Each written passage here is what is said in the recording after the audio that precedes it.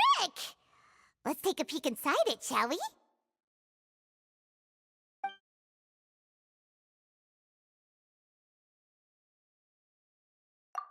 At one of my shows a few days ago, a child asked me how I pulled candy out of my hat. As a joke, I told the kid that the hat has a built-in wish-granting machine. Next thing I know, today a whole bunch of kids were pestering me to pull all sorts of things out of the hat. So I told them another white lie. The machine needs time to power up, but in the meantime, you can write your wishes down. Well, they took me up on that offer, enthusiastically. As I write this, I've only just got back from running around all over town, buying the things they wanted. Boy, are my legs sore. I wound up saving very little this month, but that's not a major issue. I now have a bigger problem. How am I going to hide all these things inside my hat?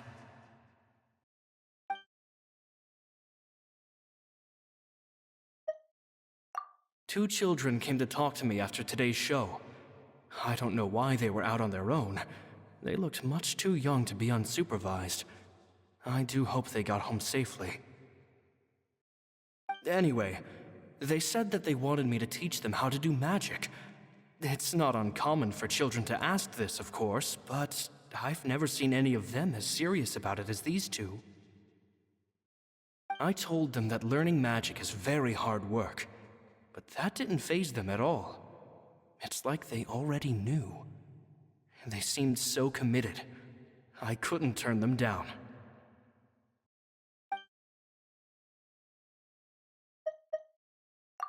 It seems like something's bothering Lorenzo lately, but he won't open up to me about it. Surely he's not upset that I agreed to teach those two children. I'll have to talk him around. I have a good feeling about those kids. They're naturally talented, and it seems like they're not new to the world of magic. They have all sorts of fantastic ideas. All I'm really doing is helping them develop a more professional standard training plan. They wanted to call me Master, but I told them they absolutely mustn't. Any magician worth their salt could have taught them what I have. They're the geniuses here. Compared to them, I don't deserve to be called any sort of master. With time, I have no doubt that they could become far greater magicians than I. My only concern is why they're so mature for their age. I fear they've had to grow up too fast. I don't dare to imagine what they must have been through. Gemma thinks so too. She doesn't like being around them. Says that their eyes are too piercing. They don't bother me, but then again, I've never been the sharpest tool in the shed.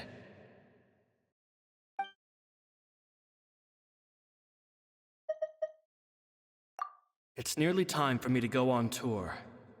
I asked the two kids if they'd like to come with me, but they shook their heads. I once overheard them talking about their father and their mission. Sounds like their parents have other plans for them. I guess we'll be parting ways soon. It's only been 10 days since I first met them, but I think that I've gotten a feel for their personalities now. They're very tough, but also very cautious, and they trust no one but each other. This, I fear, is not a good habit to have. They hide things from me too. For example, when I asked them where they live and why they wanted to learn magic, they lied. That's the thing about children. Whenever they're trying to cover something up, it always shows somehow. I can sense that their lives have been hard, possibly even dangerous too. They're not like other children. It's a shame that I can't do more to help them. After thinking things over, I decided to tell them a bit about how I see the world. It's full of lies and falsehoods. And that is why we must find our own truth. P.S. I hope they won't find my nagging annoying. Children are so opinionated nowadays. Will it do them more harm than good for someone they've only known 10 days to lecture them like that? P.P.S. Maybe I'm overthinking this. Children aren't interested in grand philosophies. It probably just went in one ear and out the other. I bet they've already forgotten every word I said. Oh, Caesar, Caesar. Just mind your own business next time.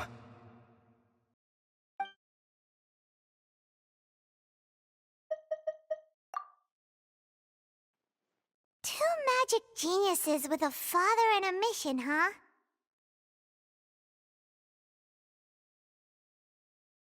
Sounds a lot like he was writing about Linny and Lynette, don't you think? So did they meet Caesar when they were kids? Let's go ask Linny!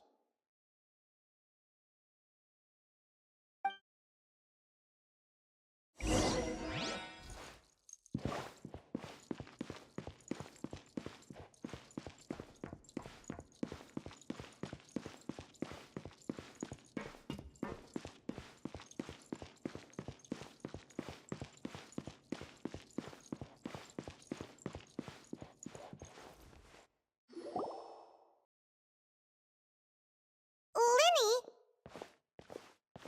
Shh, hold that thought.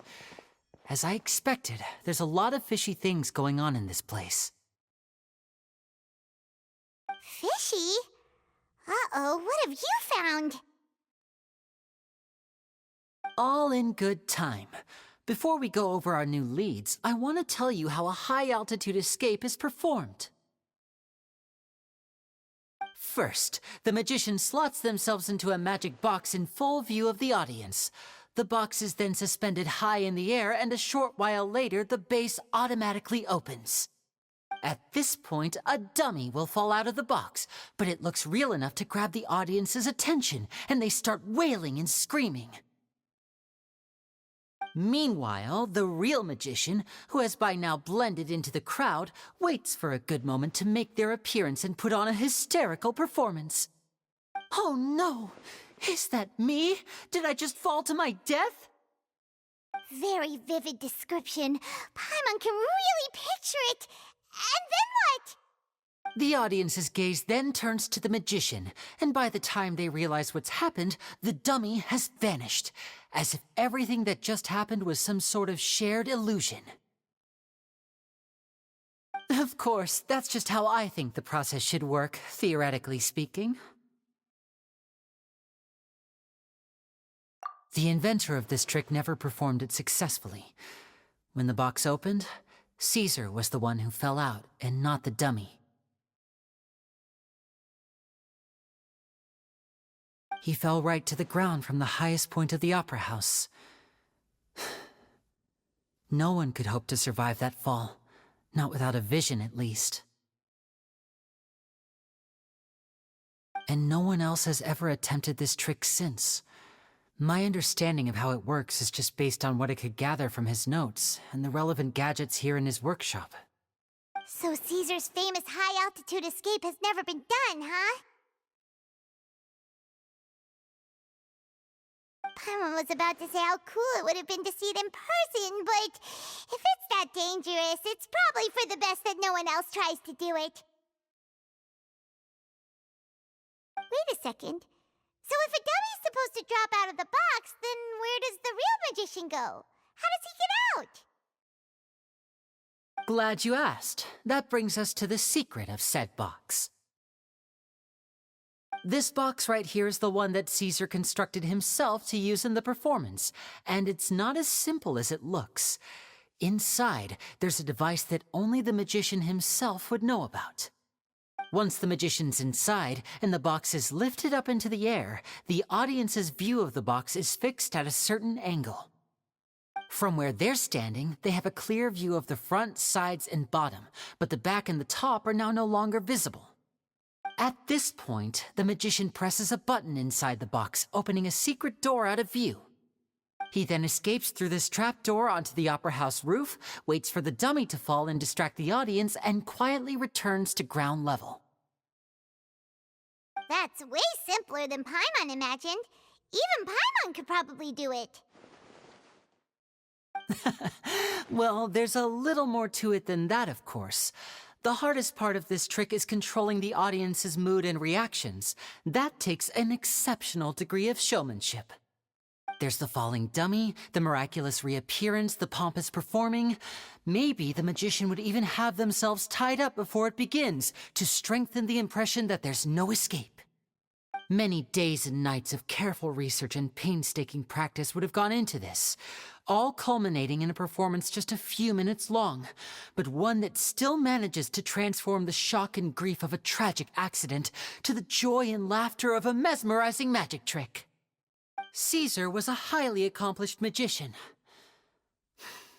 But unfortunately, even he didn't manage to pull it off.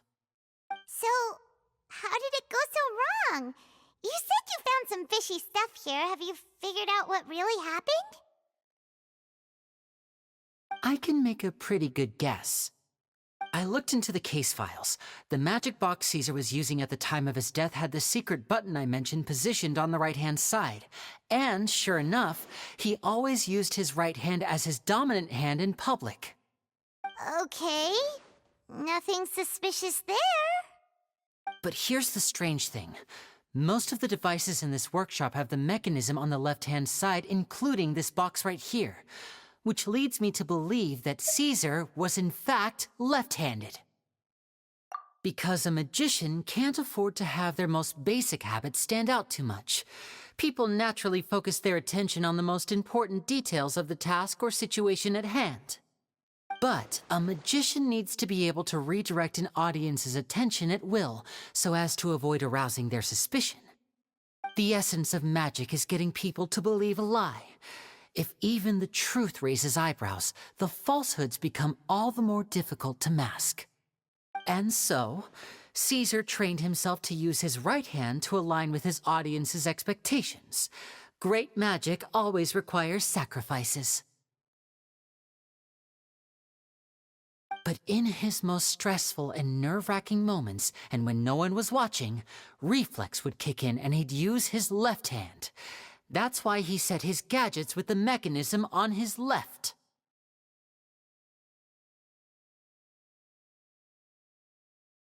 Exactly. I think that's likely what happened. Caesar would have been under a lot of time pressure during the escape.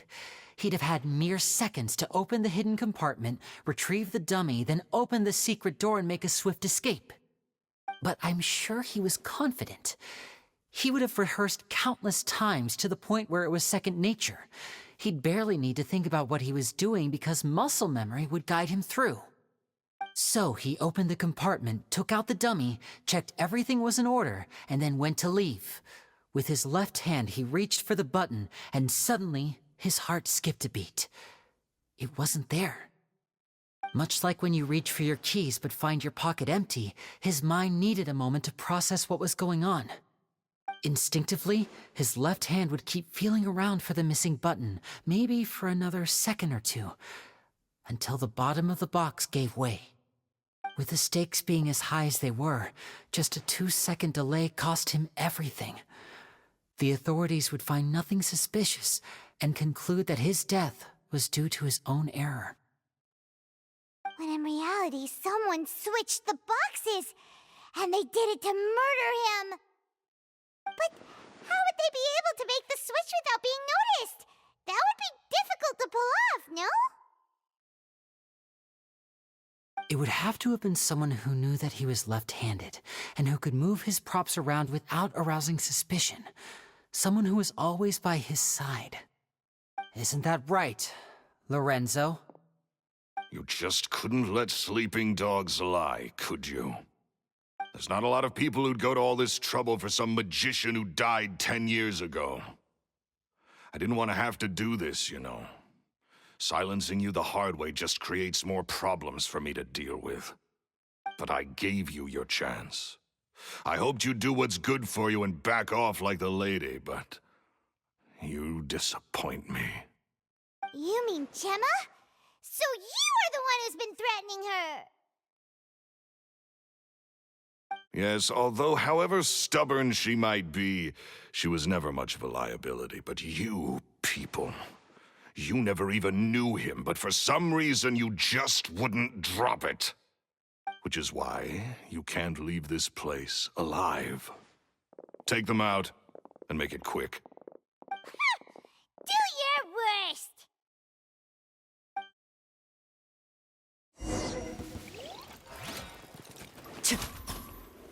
Now disappear! Ow!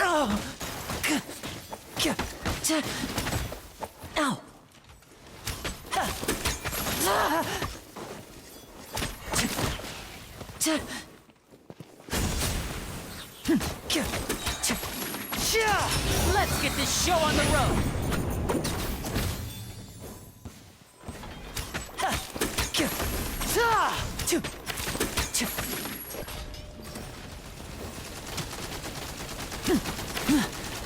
Step right up!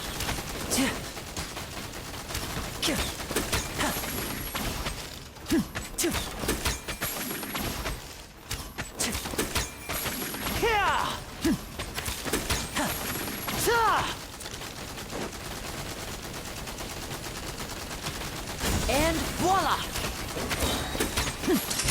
A round of applause!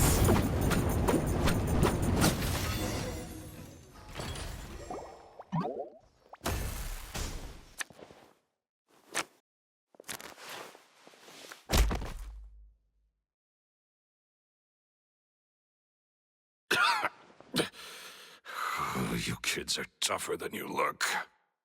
Had enough yet, Lorenzo? Your cronies can't help you now. I think it's high time you started talking, and what I'd really like to know is, why did you murder Caesar? If I had a Mora for every time you said that man's name. Of course you idolized Caesar, everyone else did. But I was the real genius magician. Me! He was just an amateur who did cheap tricks for gullible children. I was the one who made magic into the fine art it is today. The aristocrats doffed their hats to me! So it was jealousy. Jealousy. Hatred, more like. I hated Caesar. All he cared about was his magic. He lived and breathed it. He poured everything into his street performances and his stupid tours like it was just a hobby to him, never bothering to think about Mora. What sort of fool devotes their life to the art of deception and never has a Mora to show for it? But the people loved him, didn't they? Oh, how they looked up to him. No one gave me a second look. All I ever heard was, "Oh, your master's amazing, isn't he?" Amazing. Yeah, so amazing that he was completely broke. Every other apprentice was living it up at their master's expense, but no, not me. I put in all the work, mastered all the skills, and it brought me nothing more than the life I already had.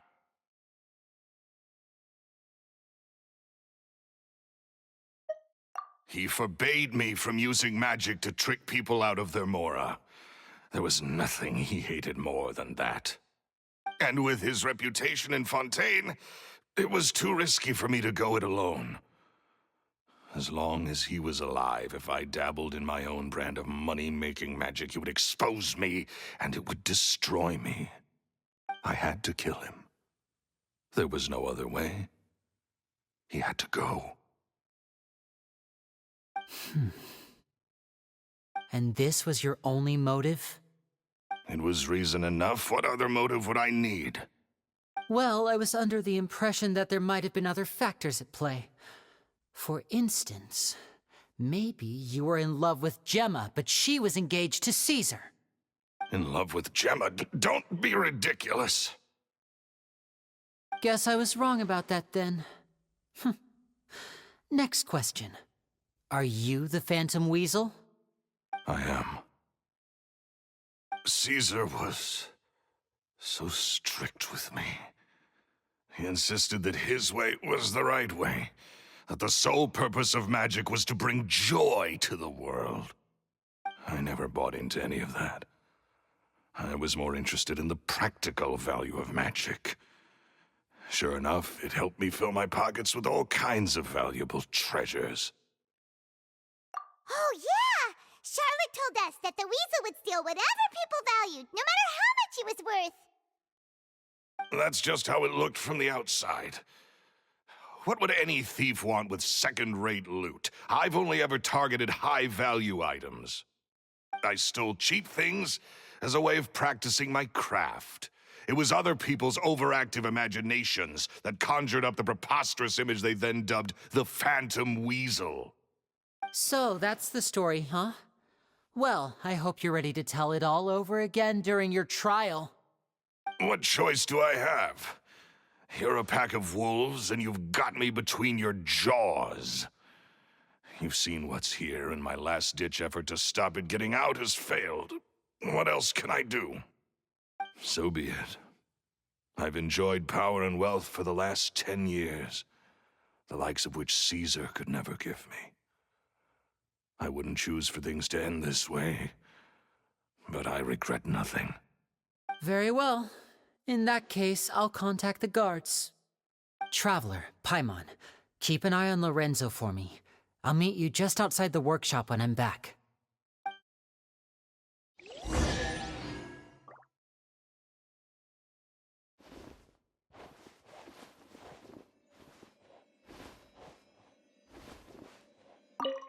At least I can finally stop looking over my shoulder now.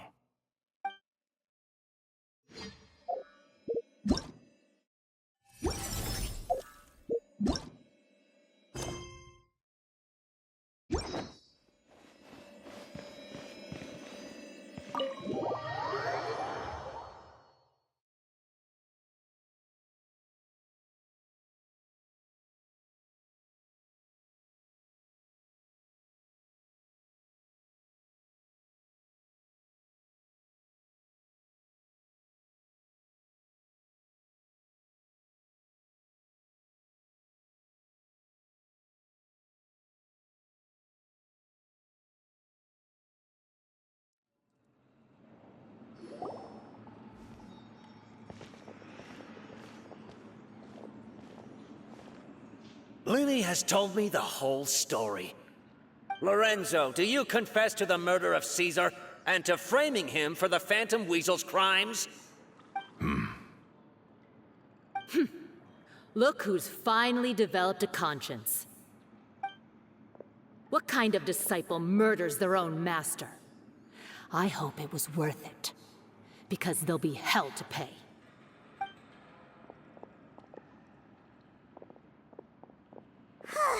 Looks like it's all over. What should we do next, Lenny? Should we start preparing for your show? Let me think. Let's rendezvous with Lynette and Gemma first. With Lorenzo in custody, Gemma will no longer have to fear for her safety. Good point. We should go tell Gemma the good news right away. It'll give her some peace of mind for sure.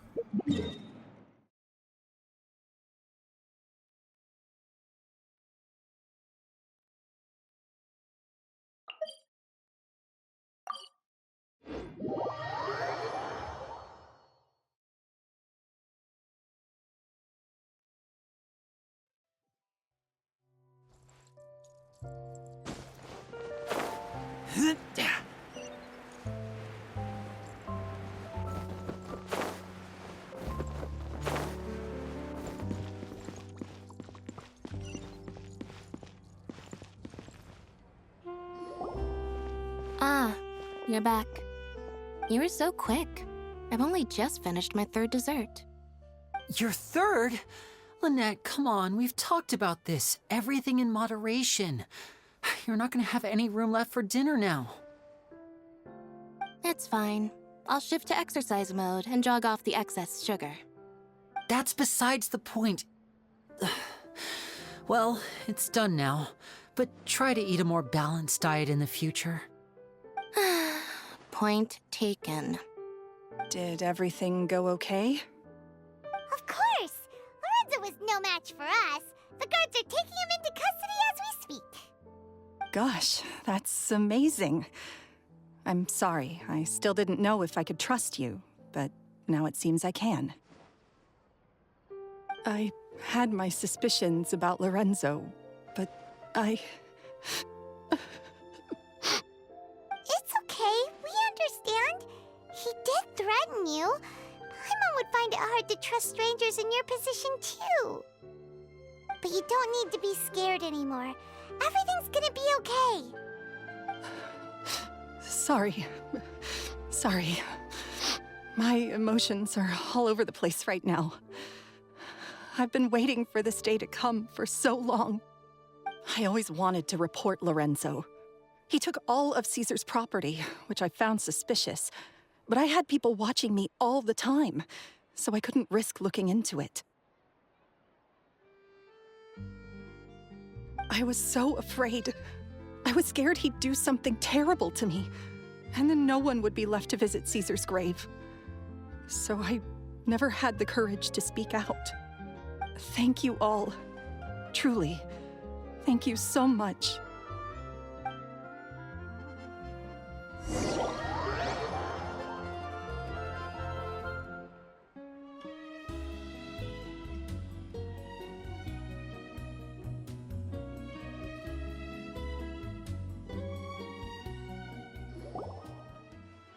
Thank you all for clearing Caesar's name. I never would have guessed that Lorenzo was the real Phantom Weasel. He never showed any signs that there were problems between him and Caesar in public. From the outside, it looked like they got along great. To think that lowlife's been living life to the fullest all this time, while Caesar's name was getting dragged through the mud. It's a travesty. At least his soul can finally rest in peace now, thanks to your efforts.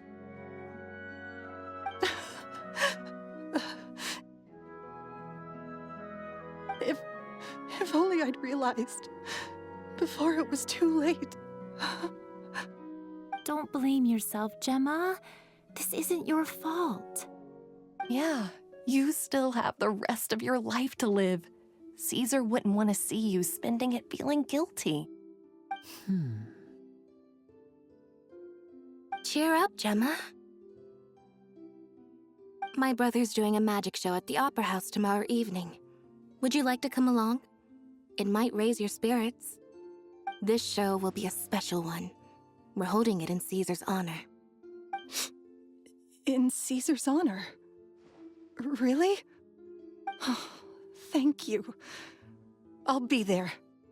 Great. We'll see you tomorrow evening. Traveler, Paimon, don't be late. Don't worry, we'll be there. No way are we gonna miss out on a free magic show. Wait, Paimon feels like we're forgetting something. Oh yeah, Caesar's diary! We never found out if the two kids Caesar taught magic to were Linny and Lynette or not.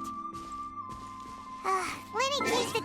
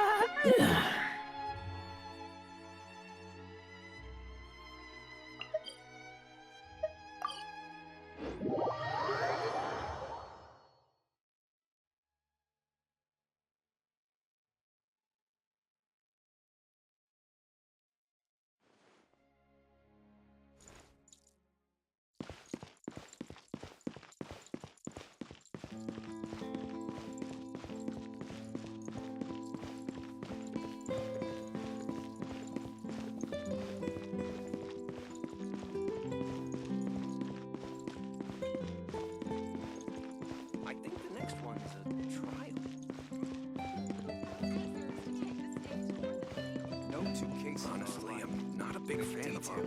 Guide the story.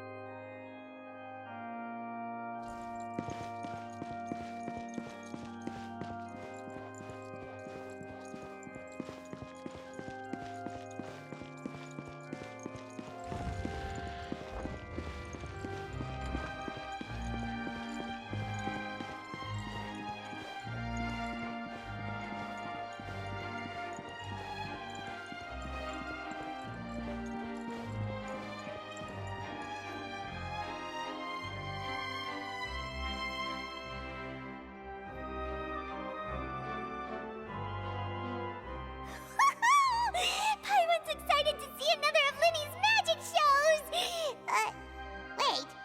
Lynette, shouldn't you be on stage by now? Not this time. My brother's going solo today. So, I'll be watching with you. Good evening, ladies and gentlemen. I hope everybody's ready because the show is about to begin. The great magician Linny has prepared a spectacular show for us all tonight, concluding with an all-new grand finale that no audience has ever seen before. Wow! A new trick! Thank you all so much for coming. Now, prepare to join me on a journey through the mystical and miraculous.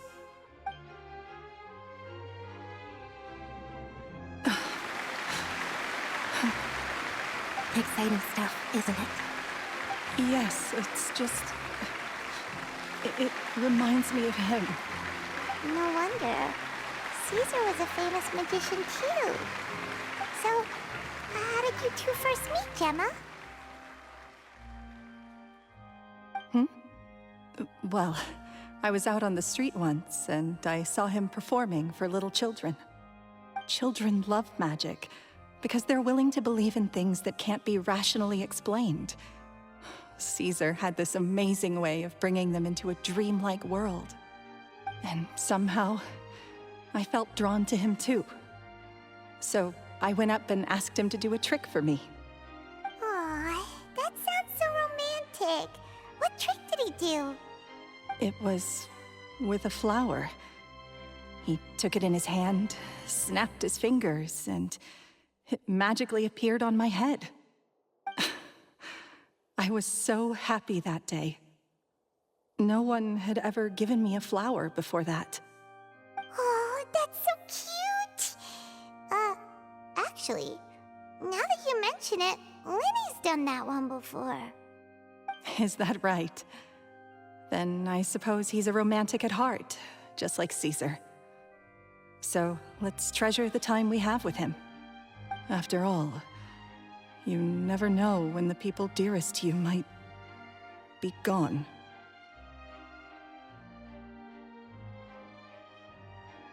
That's right. It's all over now. Paimon doesn't really know how to comfort you, but at the very least, no one's gonna be intimidating you from now on. You can breathe easy at last, right?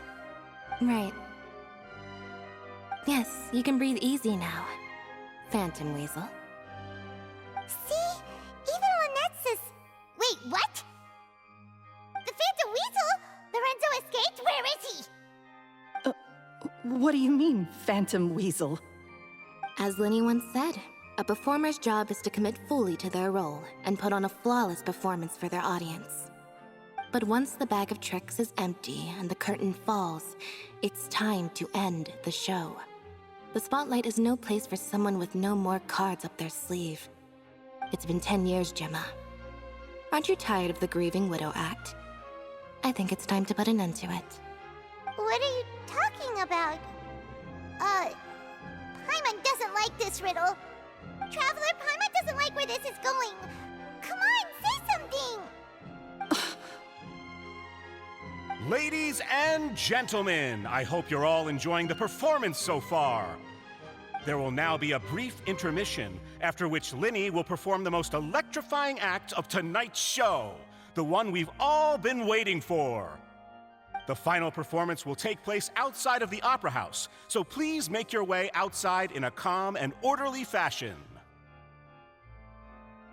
The Phantom Weasel never did like public places, did they? Don't worry, this place will be quiet soon. Let's talk somewhere else for now.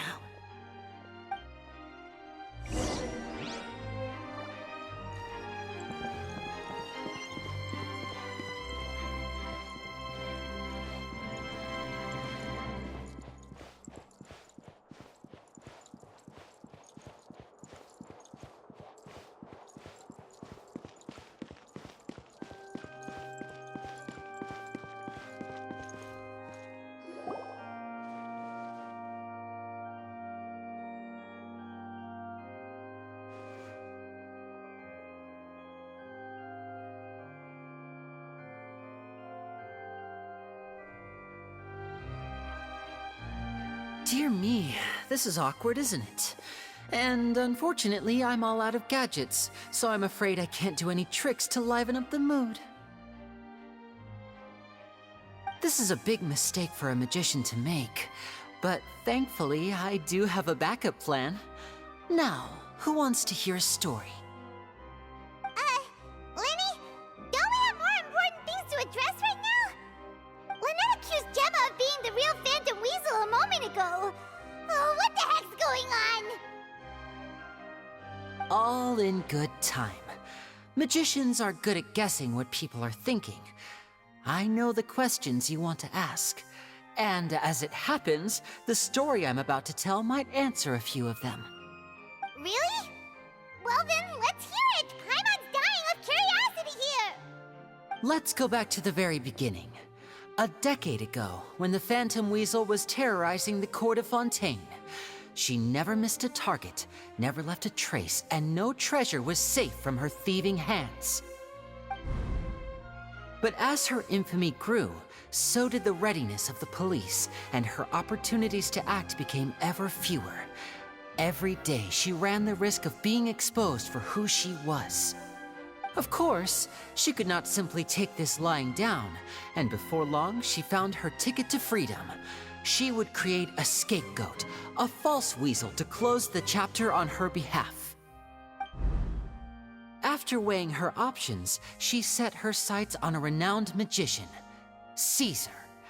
After all, magic and theft shared enough similarities for people to buy the story when the truth came out. So then what? Being the master deceiver she was, the Weasel easily earned Caesar's trust. Now, all that remained was to frame him for her countless crimes. But as she was considering how to make her move, she noticed Caesar's aggrieved pupil, and a new thought entered her mind. Maybe I don't need to get my hands dirty after all. At her encouragement, Lorenzo tampered with Caesar's magic box, causing him to fall to his death. Afterwards, Lorenzo seized his master's property, and the Weasel set about tarnishing Caesar's reputation. Two co-conspirators committed the perfect crime.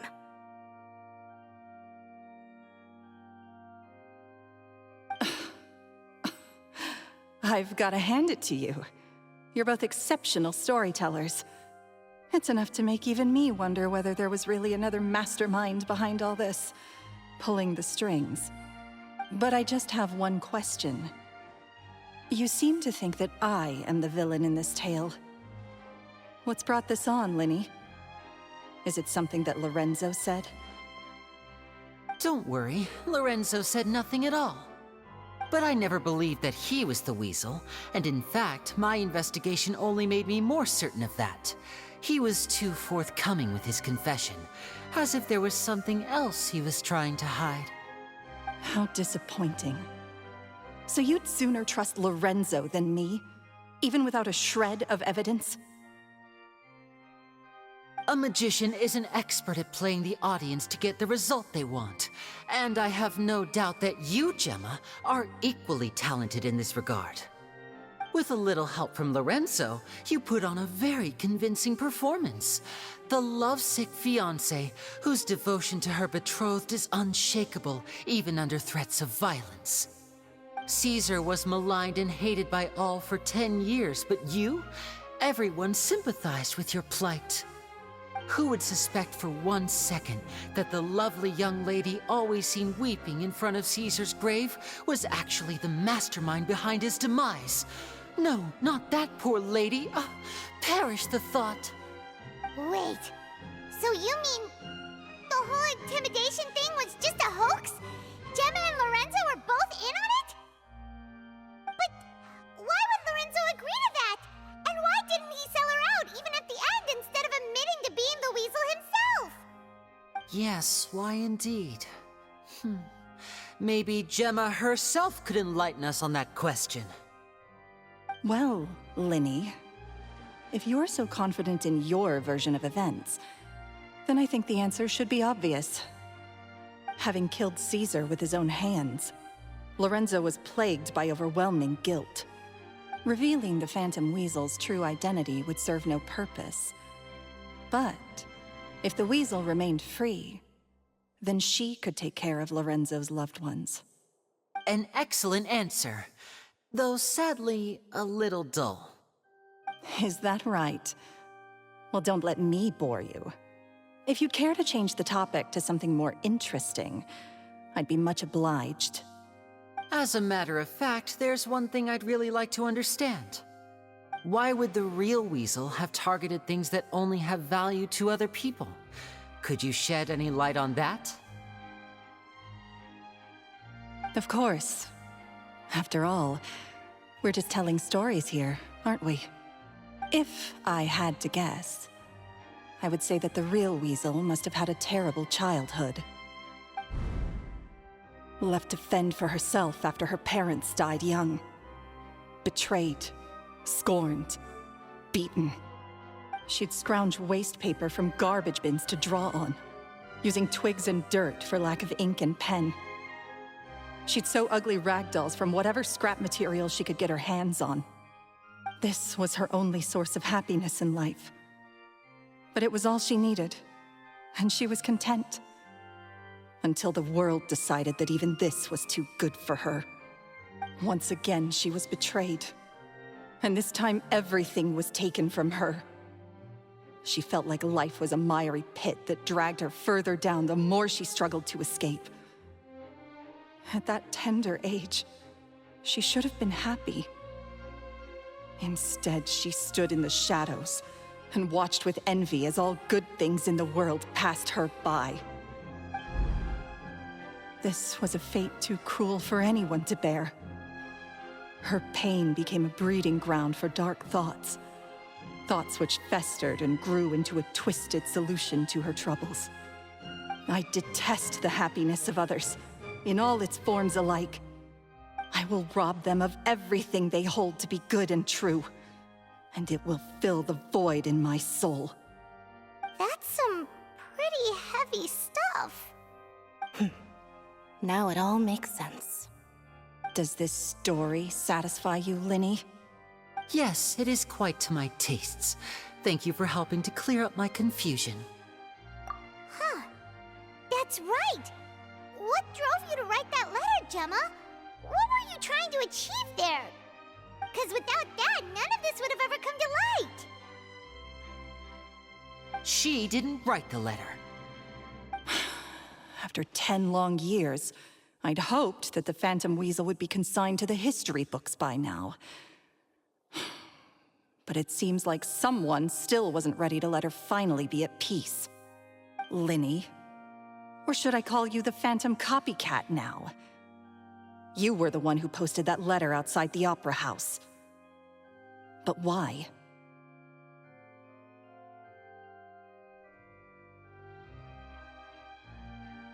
Very sharp, Phantom Weasel. Still as shrewd as ever. Well, no need for me to be coy about it. Our goal was to clear Caesar's name. The most straightforward way to change the public's impression of Caesar was to force the weasel to show themselves. That's it? You had no other agenda? Of course we did. We made it quite clear in the letter, I believe. I shall take from you that which you hold most dear, just as you did to me 10 years ago. 10 years ago? You mean Caesar's death? You met him? Wait. Oh, I get it. You were those two obnoxious kids. It's been so long, and you're all grown up now. I didn't recognize you. He taught you magic back then, didn't he? For what, 10 days or something? And you went to all this trouble. Why? Because you feel like you still owe him something? We remember all our debts, however great or small. 10 years ago, Caesar's reputation was torn to shreds, and his legacy was thrown out. 10 years on, and no one cares what the truth is anymore. But we did not forget, and so we came to find you. And? What exactly did you take from me? I'm still standing, as you can see. Lorenzo has admitted to everything. I'm free. Free? Do you really think so? Caesar once told me that even though the world is filled with lies and falsehoods, we must find our own truth. I think that applies to you too. Truth can take many forms. Prized possessions with nostalgic value, fervent hopes and dreams, and irreplaceable people. Life took many things from you, and those wounds never healed. When they ached unbearably in the dead of night, stealing became your way of numbing the pain. What are you trying to say? I'm saying that for the last 10 years, you've been living a rather uneventful life. Perhaps that's because you found something other than a life of crime to fill the hole? Back to Lorenzo for a second. He murdered his own master, played along with your act, and took pains to make sure any suspicion would be directed towards him. But what did he have to gain from all that? He knew who you were and the things you'd done, and despite that, he was willing to give everything up for your sake. He's the reason that you haven't felt the compulsion to steal in all these years. You're more than just accomplices in murder. You're the only real friends each other has. So I think you know, deep down, that he is the only truth you have in your life. But that truth is gone now, and I guarantee you, you'll never see it again. Congratulations on your freedom, Gemma. Your freedom will cost you dearly. From now on, you'll be all alone in a world full of lies and falsehoods. I do hope you'll be able to bear it. You've still got a long life ahead of you after all. Gather round, one and all. The time has now come for the amazing Linny to perform his final act in tonight's show. I'm sure you're all wondering what he has planned for the grand finale. Well, wonder no more, for the answer is a death-defying high-altitude escape. A high-altitude escape? I'm sure you all remember the magician Caesar. This was the very trick that led to his fatal fall, after which he was dubbed the Phantom Weasel. So we have now learned that Caesar was wrongly accused, and that the real Weasel has now confessed to their crimes. Guess that's my cue to leave. Whew. I've been practicing this one for ages now, but I'm still a little nervous. Traveler, Paimon, I hope you enjoy the rest of the show. There may be a lot of people watching tonight, but you alone are my true witnesses.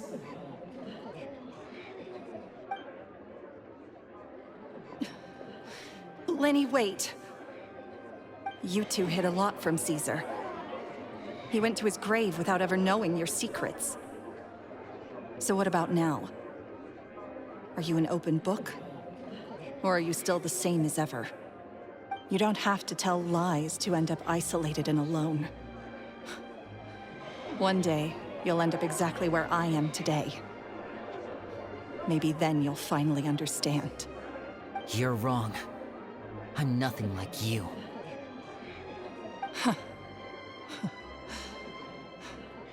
So, what are we, doing now? Like Linny said, when you're ready, let's head outside and watch the show. But what about Gemma? She'll figure out what's best for her soon enough. Oh, and if you'd like to see Linny after the show, you know where he'll be. The usual haunt. All right. Well, let's go and watch Lenny's finale then. This trick's a pretty dangerous one, but he should be able to pull it off, right?